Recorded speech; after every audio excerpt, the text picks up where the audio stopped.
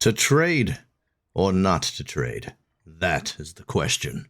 Whether 'tis nobler to spend your coin to take up arms, or, by opposing, find them. Today's video, I'm going to talk about some of the recent changes Ironmace has made to Dark and Darker surrounding the trade post and the division in the community around whether or not trading even belongs in Dark and Darker. This has been hotly contested on the Discord and the Reddit, with everybody saying the opposing side is the vocal minority. But clearly there's a lot of passion around this, and I've been playing a little bit with the new sort of 1 to 15 no trade post lobbies, and I have to say it feels like a different game compared to the 15 plus lobbies.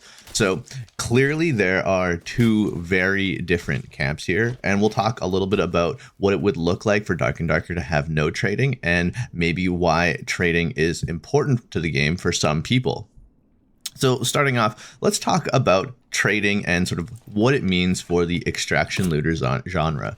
So if we look back to something like Escape from Tarkov, which is sort of the granddaddy of the extraction looter, they have an auction house, right? There's a trading system in that game, and it is pretty fun. It's been modified a few times, but it's a great way to earn a bunch of money, and you can use that money to equip your character, find the attachments you need, get certain crafting items. It's awesome. It can be really, really fun. But there are also some drawbacks to having a trading system like the auction house, or even the trading post in Dark and Darker, and it's things like the RMT, real money trading. This is an avenue for people to sell currency for real money, which arguably ruins the game. So it's a way for cheaters to make money off your game, and there is a cost there. Now, the fact that the original game in the genre, Tarkov, has a system like this makes the trading post feel really natural for a lot of players. So it does feel like, yeah, this is valid. It's reasonable to have the trading post in the game.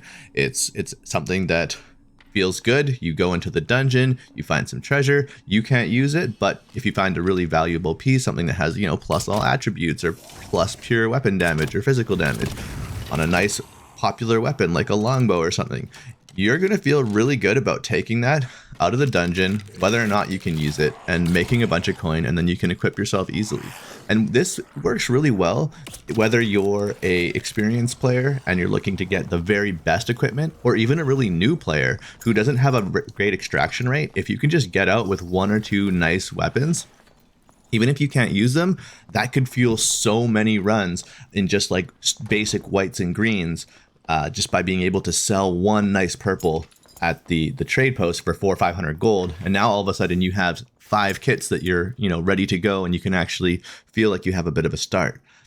But on the flip side, those experienced players are able to make tons of money, and they can buy the absolute best kits so that they can take out entire lobbies and make even more gold.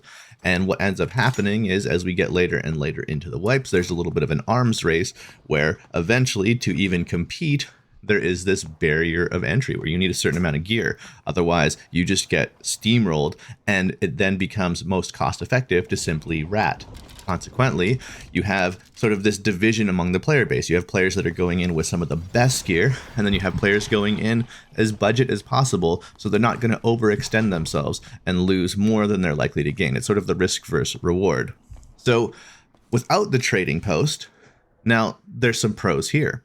So in the lower 1 to 15 lobby, what you're seeing is a lot of people in base kits, or sort of just like this solo self-found, like piecemeal, like the odd blue, a few greens, and they're slowly building up their kits. But what happens, which is kind of neat, is everybody has like this unknown factor. You don't see a lot of people running around with cloaks and like full buff ball. You see a lot of random team compositions because everything works. People are just kind of leveling up and having fun, playing whatever they want. And it does feel a little bit more casual, and it feels a lot more like the earlier playtest did, but there is a little bit of that rose-colored glasses and a little bit of that nostalgia because it is a new system and it is a new change, and it's almost like this experiment has sort of caused like a mini wipe.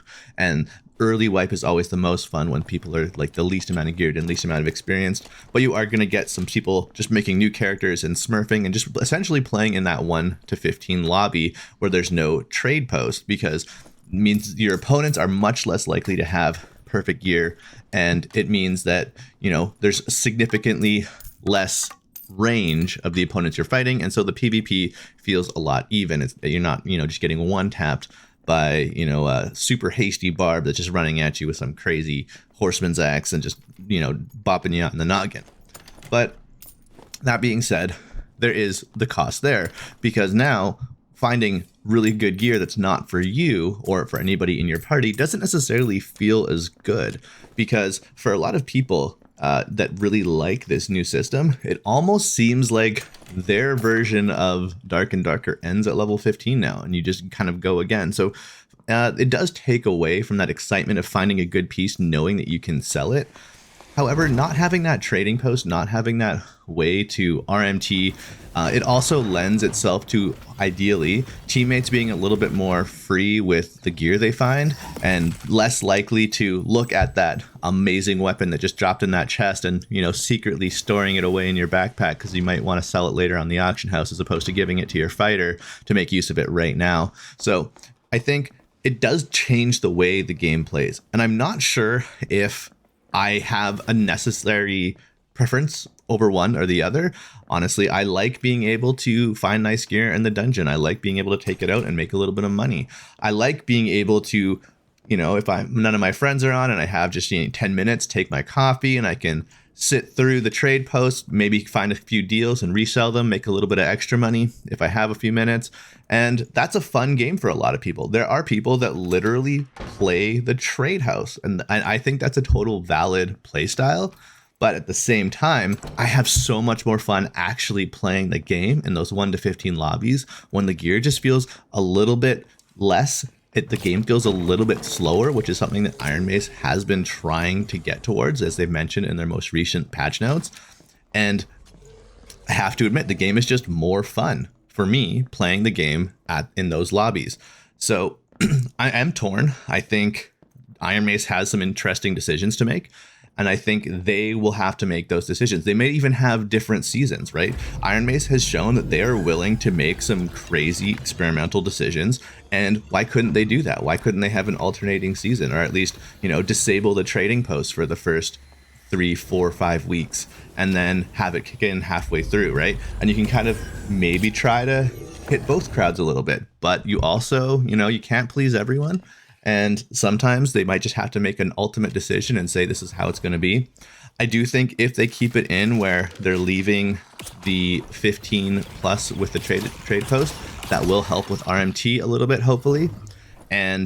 But they might need to look at things like the solo, duo, and trio queues. They might have to start consolidating those. Like maybe instead of having a solo and a duo, it's just a solo, duo, and then a trio. Because you're going to end up having so many queues between high roller, solo, duo, trio, and then you have the 15 plus version. You're getting like 7 different queues already. And we're getting into, eventually the player base is going to be divided. But yeah. Trade post is the big question. Do we like it? Do we not like it? Let me know in the comments how you feel about these changes. Do you think the experiment's going well? Are you happy with how things are going? And I will catch you in the next one. Thanks for watching.